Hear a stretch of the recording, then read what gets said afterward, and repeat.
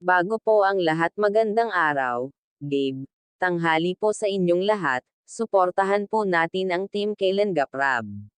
Bal Santos Matubang at ang Kalenggap Boys, bago po tayo magpatuloy sa ating kwento. Kung bago ka pa lamang sa aking YouTube channel, baka pwede paki-subscribe, like, share at comment. Erika bumalik na.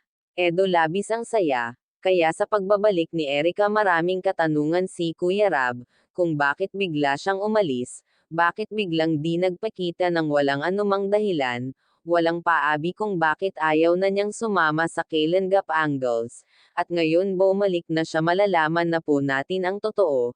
Lolo ni Erika nagsalita na kung ano ang totoong dahilan kung bakit bigla silang nagdesisyong umalis sa Kalenggap.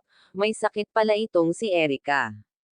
Kaya bigla itong di nagpakita. At ngayong alam na natin ang lahat, mawawala na po ang ating mga haka-hakang, at mga katanungan kung bakit, anong kadahilan ng niglaan ang kanyang desisyon sa umalis.